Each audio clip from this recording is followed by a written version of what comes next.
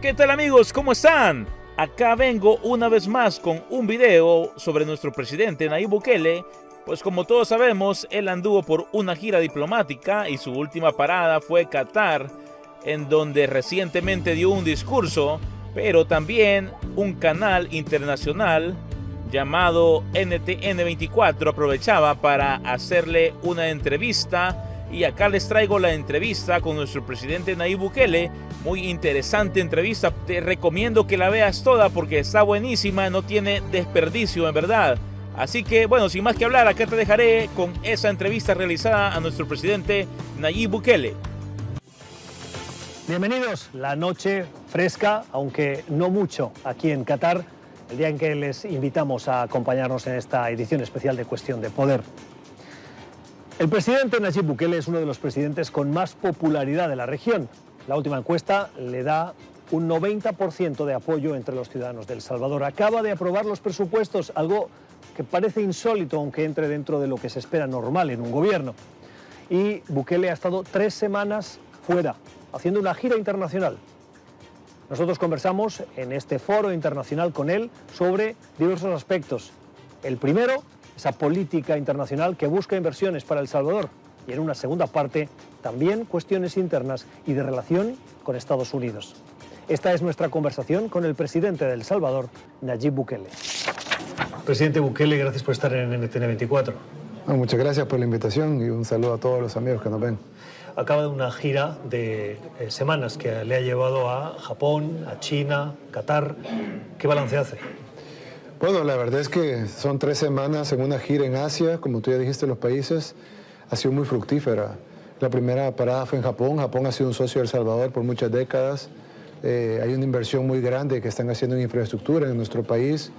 Estamos construyendo una inversión vial con financiamiento japonés y ahora hay un compromiso de parte del gobierno de Japón de reactivar nuestro puerto de la parte oriental del país, el puerto de la Unión, y de reactivar una zona que ha estado deprimida económicamente durante mucho tiempo y ahora vamos a tener apoyo de Japón para reactivarla.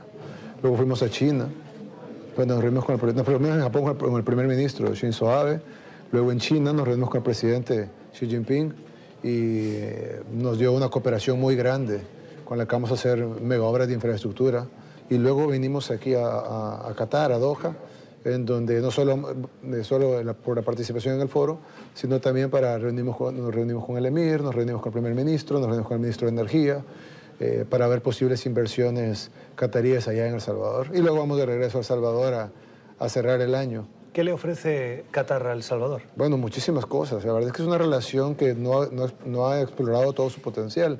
La relación con Qatar inició en el 2006, hace 13 años. Pero en los últimos 13 años las inversiones en El Salvador han sido prácticamente cero y las exportaciones de El Salvador a Qatar... Si no ha empleado esa inversión es porque algo le preocupa del Salvador. No, ¿Le preocupa la violencia? ¿Le preocupa... Bueno, le hemos bajado 60% en estos 6 meses que hemos estado en el gobierno. Siempre sigue siendo un país violento en términos internacionales, pero 60% menos violento de lo que era hace 6 meses. Aparte de eso... yo creo que más bien El Salvador no solo, claro, tiene problemas como la mayoría de países latinoamericanos, pero más que eso creo que El Salvador no exploró nunca su potencial internacional. Es decir, fuimos a Japón y nos dice el primer ministro de Japón, es el primer presidente que viene en 14 años, cuando hay una gran relación con Japón. Dentro del Salvador hay gente que le puede decir, oiga, 3 semanas fuera del país hace que usted no esté pendiente de las cosas del día a día y está más pendiente de la agenda internacional. Bueno, no tendré redes sociales porque yo he estado conectado en El Salvador todo el tiempo, incluso ayer, hoy me tuve que dormir a las 4 de la mañana porque estuvimos siguiendo de cerca la aprobación del presupuesto 2020. ¿Pero se puede dirigir un país, presidir un país por redes sociales? No todo el tiempo, pero sí se puede ocupar la tecnología para estar 3 semanas afuera, conseguir cosas importantes afuera, como las que te he mencionado, y tener logros en El Salvador. Nosotros no tenemos una mayoría en el Congreso. Nuestras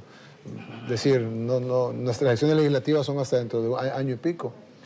Y sin embargo, ayer logramos que la oposición en El Salvador aprobara nuestro presupuesto para el próximo año, con mucha presión en redes sociales, mucha presión de la población, mucha presión de muchos actores importantes en el país. Y cuando tú ves pocos gobiernos en El Salvador han logrado aprobar su presupuesto antes de que termine el año, y nosotros lo logramos, y lo logramos teniendo ya 2 semanas y media fuera. Ahora, también si regresamos al país sin nada, el presidente anterior, por ejemplo, pasaba en Cuba 20 veces al año y nunca trajo nada de Cuba, por lo menos nada relevante. Nosotros sí, salimos 3 semanas del país, pero hemos estado informando a la población de cada reunión, enviamos los videos, enviamos las fotografías, hay prensa salvadoreña aquí con nosotros. Entonces, es decir, la población de Salvador está enterada de lo que estamos haciendo acá, vamos con las manos llenas y hemos tenido logros importantes en El Salvador en términos de seguridad, en términos económicos, en términos de la aprobación del presupuesto, en términos de consensos que se han logrado en el país, y además hemos rotado el gabinete. En las reuniones que tuvimos en Japón fue parte del gabinete.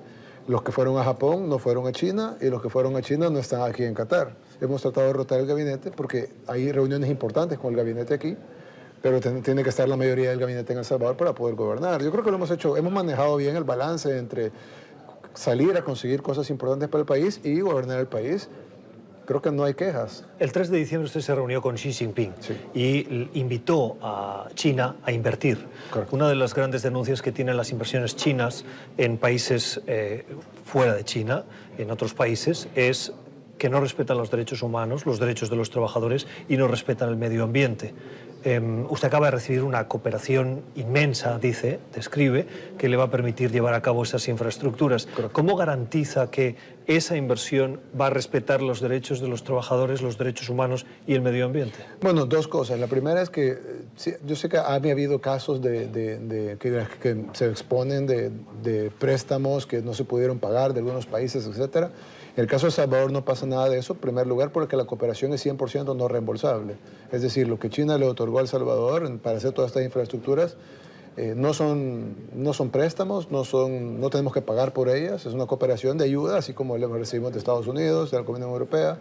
Ayer la Unión Europea nos otorgó 22 millones de euros para nuestro plan de seguridad, por ejemplo. Esa cooperación de la Unión Europea no es una deuda, no llevan ningún compromiso más que ejecutarlo como la Unión Europea espera que lo ejecutemos, con eficiencia, con eficacia, etc. Entonces, nosotros recibimos cooperación de Estados Unidos. Pero usted va a manejar esa cooperación sin injerencia china. No. En el caso de la construcción de infraestructuras, ellos van a construir las infraestructuras, no nosotros. ¿Y cómo va a garantizar que esos trabajadores...? Bueno, porque El Salvador tiene leyes. Es decir, tú no puedes... Si tú vas a invertir en El Salvador y vas a poner un restaurante, nosotros abrimos las puertas de la inversión extranjera. ¿Está dispuesta China a respetar esas leyes de El Salvador? Es que tiene que hacerlo. Es como lo que te digo. Nosotros queremos la inversión extranjera.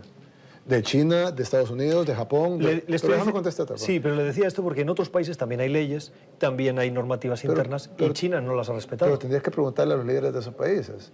En El Salvador, nosotros estamos abiertos a la inversión. Hemos hablado con inversionistas de todos lados. Nos reunimos con inversionistas japoneses, nos reunimos con inversionistas chinos, nos hemos reunido aquí con el gobierno porque es diferente la inversión desde Qatar. Nos hemos reunido con la Cámara de Comercio de Estados Unidos para inversionistas de Estados Unidos. Hace poco se anunció, bueno, se anunciará cuando yo regrese, pero ya tenemos la primicia, una inversión de 1.020 millones de dólares de una empresa estadounidense en una planta de energía, de gas natural en el puerto de Acajutla. Es la inversión más grande de infraestructura unitaria que se ha hecho en el país en la historia. Es una inversión de Estados Unidos. Nosotros estamos abiertos a la inversión, de todos lados, de Qatar, de la India, de donde sea, de España, de Francia. De hecho, tenemos muchas inversiones europeas en El Salvador. Pero todas tienen que respetar las leyes, todas tienen que pagar impuestos, todas tienen que respetar las leyes laborales, todas tienen que respetar las leyes medioambientales. Es decir, si van a construir una biblioteca, pues obviamente tiene que tener los permisos de construcción, tiene que pasar los planos para aprobación. No hay diferencia en la cooperación china con la cooperación japonesa, con la cooperación de la Unión Europea. Para nosotros es cooperación. Y si hay inversión, igual hay inversión, pero tienes que respetar las leyes del país al que vas. ¿Qué le ha ofrecido usted a China? Porque a ojos de espectador externo alguien diría, oiga, nadie da plata gratis. No es gratis, sino que simplemente es una cooperación. Nosotros tenemos meses de estar negociando esta cooperación.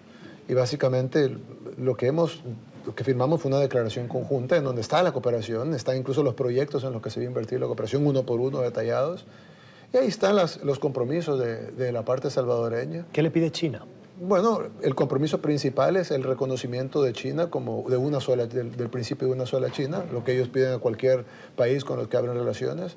Las relaciones no las abrieron con nosotros, ya estaban abiertas, pero creo que empezamos con una relación no tan fuerte y tuvimos conversaciones hasta que llegamos al punto donde fortalecimos las relaciones y China, como un gesto por haber fortalecido esas relaciones, otorgó esa cooperación no reembolsable.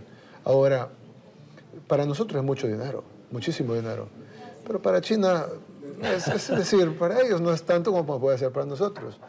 Para ellos probablemente vale más nuestra posición diplomática que para lo que pudiera valer para ellos la cantidad de dinero que están aportando. Para nosotros esa cantidad de dinero no solo va a generar infraestructuras básicas e importantes para el país, sino que además va a desarrollar el turismo, va a desarrollar la cultura, va a desarrollar la economía. Y son infraestructuras necesarias en el mejor de los casos y en el peor de los casos son excelentes, si no son necesarias. El principal socio de El Salvador, usted lo ha dicho, comercial y por en todo sentido Estados Unidos. Es Estados Unidos. Estados Unidos ha expresado reiteradamente la preocupación por el avance de la influencia de China en América Latina. ¿Usted se coordinó con Estados Unidos? No sé si la palabra sería, ¿le pidió permiso para poder avanzar en estas cooperaciones? Bueno, no tenemos que pedir permiso, pero lo que sí, Estados Unidos está informado de nuestra gira, lo sabía desde antes. Incluso... ¿Cuál fue la respuesta? Bueno, yo creo que la respuesta la dijo Pompeo en una conferencia que dio en Kentucky, y él lo dijo textualmente. Él dijo, nosotros hemos alertado a nuestros aliados sobre las relaciones con China, sin embargo nosotros no le damos órdenes de lo que tienen que hacer, lo dijo Pompeo. Dijo, por ejemplo, el presidente de El Salvador, nosotros le hemos explicado, pero él tiene totalmente libertad de decidir cómo se conduce sus reuniones internacionales y nosotros respetamos esas decisiones. Eso lo dijo Pompeo, el top diplomático de Estados Unidos, arriba de él solo está Trump. Y él lo dijo. Ellos nos dijeron su opinión sobre la inversión china, pero como él lo mismo lo dijo, ellos respetan totalmente la forma en la que nosotros conducimos nuestras relaciones. Nosotros somos un país, para nosotros la principal relación va a ser Estados Unidos siempre. ¿Por qué? No porque yo diga o porque yo quiera, sino porque 1/3 de nuestra población está en Estados Unidos, nuestra moneda es el dólar, el país al que más exportamos es Estados Unidos, el país del que más importamos es Estados Unidos. Es decir, la cooperación que recibimos Estados Unidos es muy grande. Para nosotros Estados Unidos es un país más que vital. Es nuestro amigo, nuestro aliado, nuestro socio. Pero vamos a tener otras relaciones con otros países. ¿No teme que haya podido incomodar a Estados Unidos y que puedan tomar alguna decisión que...? Pues Pompeo dijo que no. Cuccinelli ayer o antier mencionó de nuevo que uno de sus mejores socios en la región era el presidente de El Salvador, textualmente lo dijo. Es el director de Homeland Security, es el secretario de Homeland Security. Y creo que nuestra relación con Estados Unidos se va a seguir fortaleciendo. De hecho, ojo, la relación con Estados Unidos estaba muy dañada cuando nosotros llegamos. La fortalecimos, habían quitado la ayuda a El Salvador, ya la restablecieron. Estaba la amenaza que la gente con TPS iba a ser expulsada en enero. Ya se corrigió eso y nos han dado 1 año a todos y 2 años solo para los salvadoreños. Se han restablecido las alianzas comerciales, hay más inversión. La organización gubernamental de inversión, OPIC, que es el Banco de Fomento de Inversiones en el Exterior de Estados Unidos, le acaba de prestar $300 millones a esta inversión que te digo que va a llegar a El Salvador. Ahora hay una delegación pagada por el gobierno de Estados Unidos de El Salvador en California y luego ir a Hawái para tomar experiencias para poder desarrollar nuestro surf. Tenemos de las mejores playas para surfear del mundo. ¿Usted surfea? No surfea. No, pero sí tenemos las mejores playas para surfear del mundo y tenemos el apoyo de los Estados Unidos en ese proyecto. Yo creo que para nosotros, y no solo lo tengo claro yo, lo tiene claro el pueblo salvadoreño, lo tiene claro todo el gabinete y el gobierno, las relaciones número 1, 2 y 3 es Estados Unidos. ¿Se siente cómodo con la política migratoria? Luego vendrá 4, 5, 6, si estemos en Europa, China, Japón, Corea, el mismo Latinoamérica. México nos acaba con una cooperación de $30 millones para mejorar nuestro agro, nos la dio el presidente López Obrador. Es decir, nosotros no estamos para ser enemigos, estamos para ser amigos. Continuamos, gracias por acompañarnos en esta edición especial de Cuestión de Poder. Escuchábamos antes de irnos a la pausa a Nayib Bukele. No fue lo único que hablamos con él. También abordamos como les contaba, la política migratoria de Estados Unidos y cómo ve la región. Y también le preguntamos por Venezuela, que por cierto, se van a sorprender, tiene una recomendación muy especial para los venezolanos. El amigo 1, 2 y 3 es Estados Unidos, sí, pero esta administración tiene una política migratoria agresiva y muy restrictiva con la inmigración. Claro. ¿Usted se siente cómodo con esa política migratoria? Pues yo creo que la pregunta no es que si estoy cómodo. Es una política que establece el gobierno de Estados Unidos y nosotros tenemos que lidiar con ello. ¿Qué estamos haciendo? Te voy a dar un ejemplo. 200.000 salvadoreños estaban amenazados con deportación en menos de un mes. Logramos, con meses de pláticas, tuve una reunión bilateral con el presidente Trump, se lo pedí directamente y logramos resolver ese tema. En el tema de la política migratoria, igual. Nosotros vamos a conseguir lo mejor para que podamos parar a los salvadoreños teniendo las mejores relaciones posibles con Estados Unidos. Hay gente en El Salvador, un pequeño grupo, que buscan que nosotros nos peleemos con Estados Unidos, porque la migración y porque tal. Y nosotros no vamos a conseguir nada peleando con Estados Unidos, ni siquiera tenemos el tamaño para pelear con Estados Unidos. Nosotros vamos a conseguirlo, las cosas, y hemos conseguido muchísimas, teniendo la mejor relación de amistad y de alianza y de socios con Estados Unidos, y eso es lo que hemos buscado. Ahora, ¿el 100% de cosas que hace el presidente de Estados Unidos nos gusta? No, pero es que él es el presidente de Estados Unidos, y él va a ver lo mejor para Estados Unidos. ¿Qué es lo que no le gusta? Bueno, no es que no me guste, sino que hay cosas que nosotros... usted acaba de decir que hay cosas que no le gustan. Bueno, ok. Hay cosas que nosotros pudiéramos quererlas distintas. Por ejemplo, a mí me gustaría que dijeran, bueno, hay visas para todos los salvadoreños, pero no lo van a hacer. Entonces, mejor vamos a conseguir lo que se puede conseguir. Conseguimos la extensión de los permisos de trabajo y de estadía para 200.000 salvadoreños y sus 200.000 hijos. Conseguimos el restablecimiento de la ayuda. Negociamos con ellos constantemente, se hacen proyectos en El Salvador. Hemos tenido visitas de casi todos los secretarios importantes que tienen que ver con temas importantes en El Salvador, como el secretario de Comercio, secretario de Estado, secretario del Departamento de Seguridad Nacional, etc. Y en todas las reuniones hemos logrado concesión de Estados Unidos. Incluso cuando hablamos de temas migratorios, logramos meter en la agenda migratoria de Estados Unidos que el principal, y lo pusimos ahí, el artículo, y eso fue firmado por el secretario McAleenan, que era el antecesor de Cuccinelli, y él mismo, firmado por el gobierno de Estados Unidos, de que el principal creador de migración es la falta de oportunidades y la inseguridad. Y por lo tanto Estados Unidos va a apoyarnos y nos está apoyando fuertemente en combatir la inseguridad y en generar oportunidades para reducir la migración. Ojo, que se ha reducido un 80% la migración.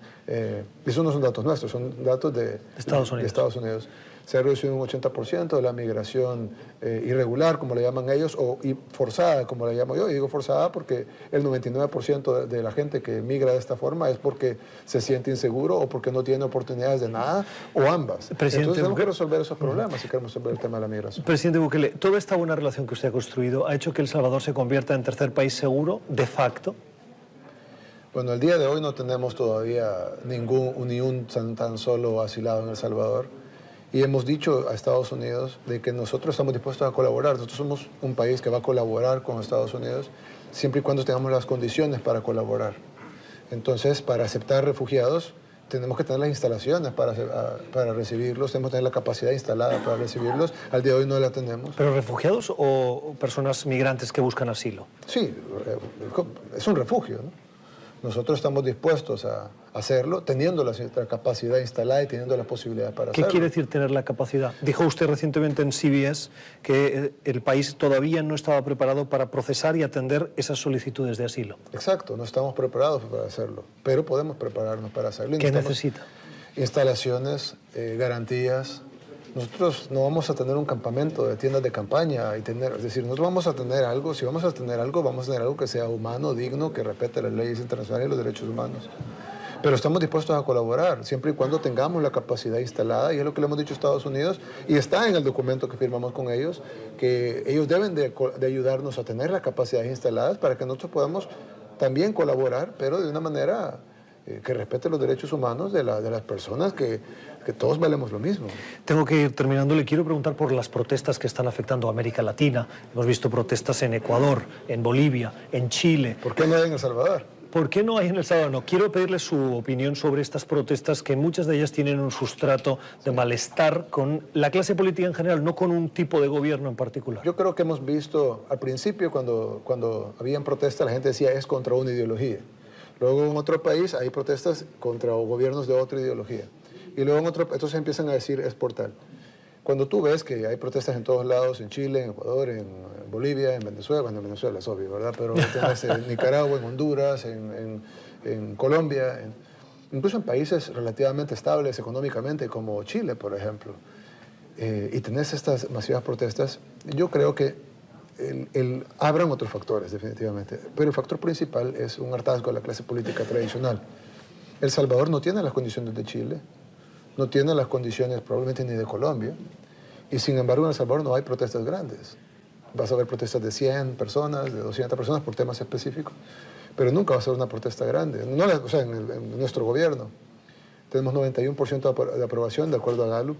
La encuesta se le hace 2 días o 3 días. Tenemos 91% de aprobación. La gente está contenta con el gobierno.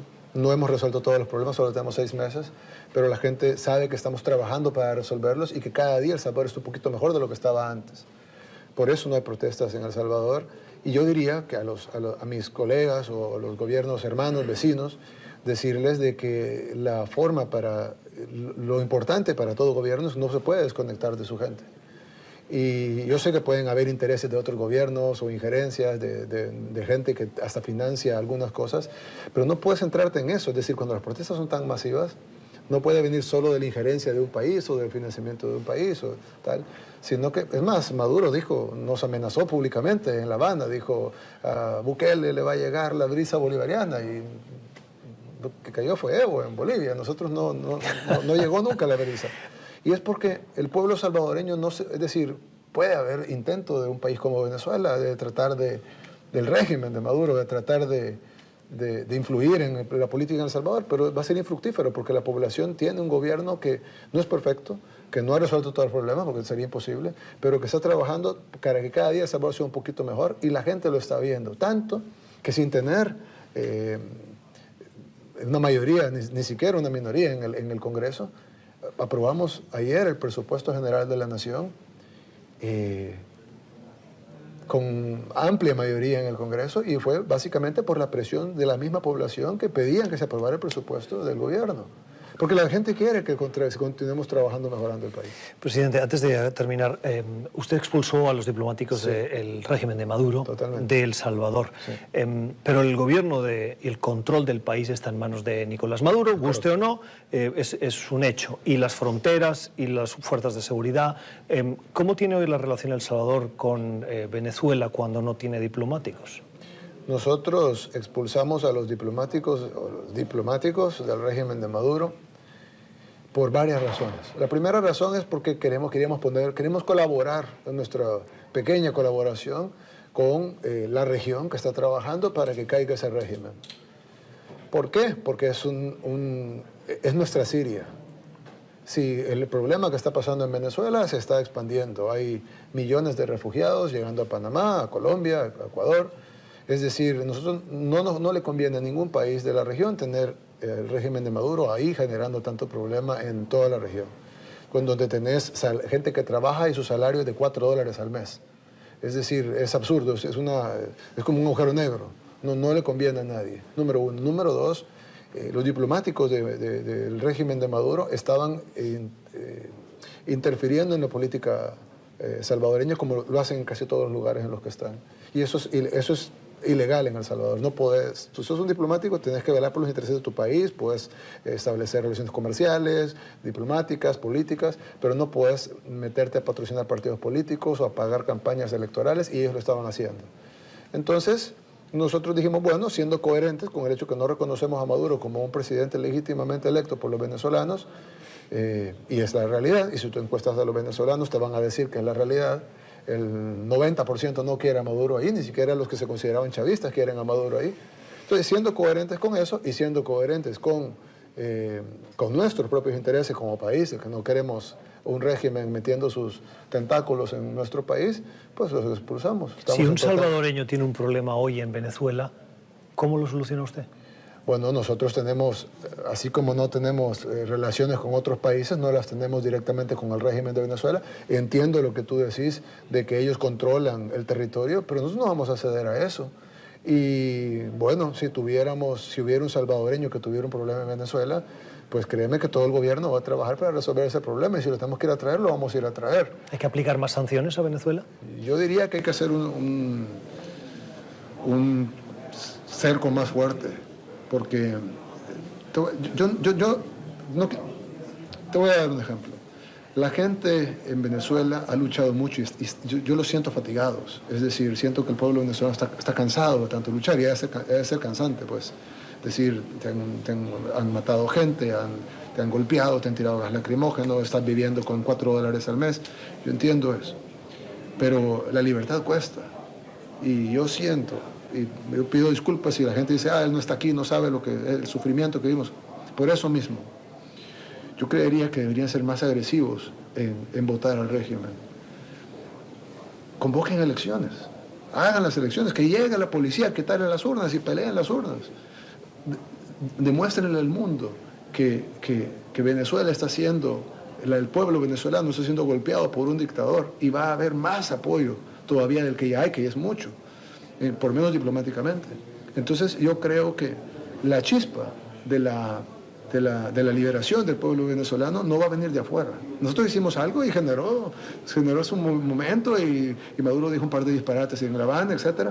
Pero la chispa de una libertad real en Venezuela tiene que venir del pueblo venezolano. Nosotros, como salvadoreños, somos amigos del pueblo venezolano y vamos a apoyar al pueblo venezolano, no solo en su liberación, sino post-liberación, porque luego reconstruir ese país va a ser muy difícil. Nosotros no somos un país rico para financiar eso, pero tienen un pueblo hermano que está dispuesto a apoyarlos en su liberación y en su reconstrucción. Termino, pero quiero preguntarle por su ego. Hace minutos he visto que saludaba a otro primer ministro que estaba aquí en esta cumbre, y un tercero le ha presentado como el político más famoso de hoy. No es cierto, su popularidad está al 90%, usted maneja redes sociales directamente. ¿Usted cabe dentro de sí mismo con tanto elogio? No, él me dijo, usted es el político más famoso, y le dije, muy difícil que sea más famoso que Putin, Trump o Xi Jinping, ¿no? Probablemente lo estaba haciendo como una especie de halago, chascarrillo, pues. Yo creo que es obvio que los líderes mundiales, pues el top 50 de los líderes mundiales está fuera de El Salvador, ¿no? Pero me imagino que lo hizo como una especie de decir algo amable, ¿no? Dígame su principal defecto. Soy muy impulsivo. De hecho, mucha de la gente que anda a la par mía a veces me tiene que detener. No pongas tal cosa o no digas tal cosa, sobre todo en las redes sociales. Pero también puede ser el ímpetu, ¿no? Yo creo que casi todo defecto humano se puede convertir en virtud si se trabaja, o se puede convertir en un defecto muy grave si no se trabaja, ¿no? Pero bueno, tal vez mi defecto más grande es ese, tal vez que soy muy impulsivo. Presidente Bukele, gracias por haber estado con nosotros. Gracias por la entrevista.